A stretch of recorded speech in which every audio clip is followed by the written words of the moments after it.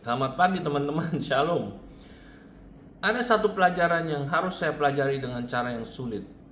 Pelajaran yang tidak seorang pun dapat benar-benar mempersiapkan kita untuk menghadapinya selain Allah.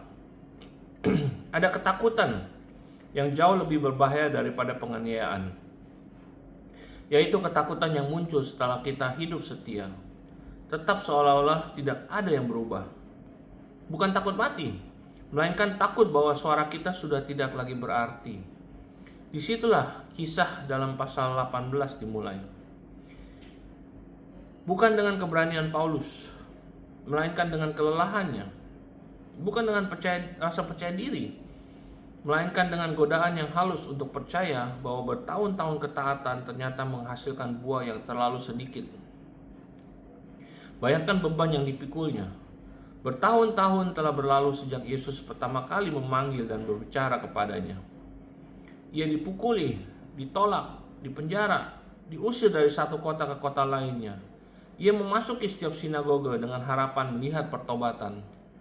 Namun seringkali keluar dengan luka yang baru. Ini bukan krisis keyakinan. Ini adalah krisis ketekunan. Lalu surga menyela kehidupan seorang yang telah letih. Untuk kedua kalinya sejak pertobatan yang dicatat dalam Alkitab, Yesus sendiri menampakkan diri kepada Paulus.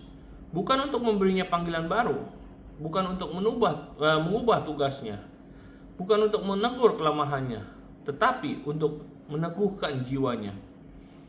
Jangan takut, teruslah berbicara, jangan diam, sebab aku menyertai engkau. Aku mempunyai banyak umat di kota ini. Perkataan itu menyingkapkan sesuatu yang tidak pernah diakui Paulus. Rasa takut telah menemukan jalannya masuk. Bukan rasa takut akan kematian, melainkan rasa takut bahwa jerih payahnya sudah tidak lagi membawa perubahan. Begitulah cara rasa takut bertumbuh. Jarang sekali ia datang dengan meminta kita menyangkal Kristus. Ia hanya meminta kita menafsirkan ulang ketaatan kita. Mungkin ini tidak berhasil. Mungkin aku salah mendengar Tuhan. Mungkin penundaan ini berarti aku telah gagal. Mungkin sudah saatnya aku berhenti. Padahal, ketaatan tidak pernah berarti mempercayakan tujuan akhir kepada Tuhan saja. Ketaatan selalu berarti mempercayakan setiap detail perjalanan kepadanya. Paulus mengharapkan satu jalan, tetapi Allah memberikan jalan yang lain. Ia mengira sinagoga akan menjadi pusat pelayanannya. Sebaliknya, Allah membangun jemaat tepat di sebelahnya. Paulus mengharapkan penerimaan. Allah memakai penolakan. Paulus mengharapkan kemajuan yang cepat. Allah memakai perlawanan. Panggilannya tidak pernah berubah. Yang berubah hanyalah jalannya. Betapa sering kita mengira bahwa jalan yang berubah berarti janji Tuhan juga berubah. Kita meratapi rutenya, padahal Allah sedang menjaga tujuan akhirnya. Mengenakan rantai sebelum mengenakan kuasa, kembali mengembalakan domba sebelum duduk di atas tahta, menghabiskan 40 tahun di padang gurun sebelum memimpin satu bangsa melewati padang gurun. Allah tidak pernah terburu-buru menggenapi janji sebelum ia selesai membentuk orang yang akan memikul janji itu. Karena Allah lebih peduli pada karakter kita daripada kalender kita. Lebih peduli pada penyerahan kita daripada jadwal kita.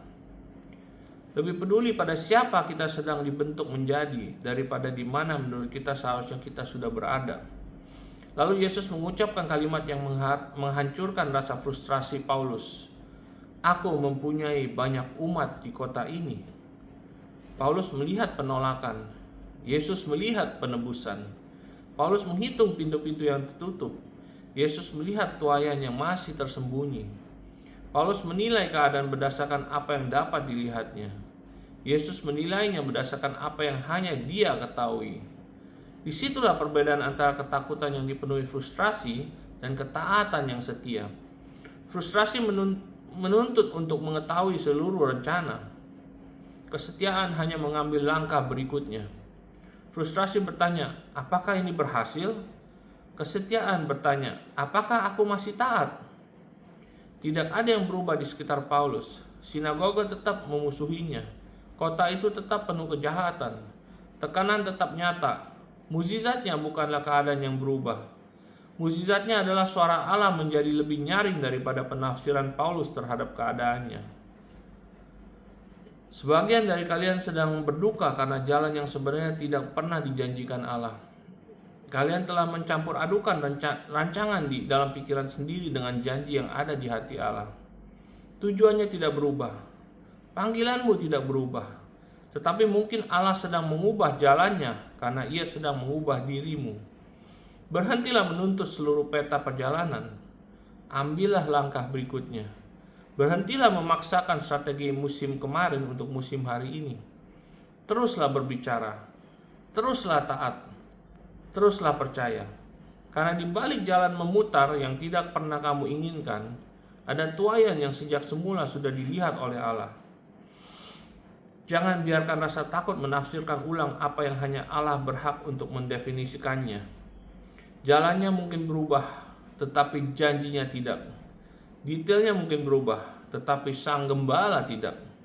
Dan jika Kristus masih berkata, teruslah berbicara, maka tindakan iman terbesarmu bukanlah memahami seluruh perjalanan, melainkan menolak membiarkan suaramu menjadi semakin pelan, hanya karena jalan yang harus ditempuh ternyata lebih panjang daripada yang kamu bayangkan.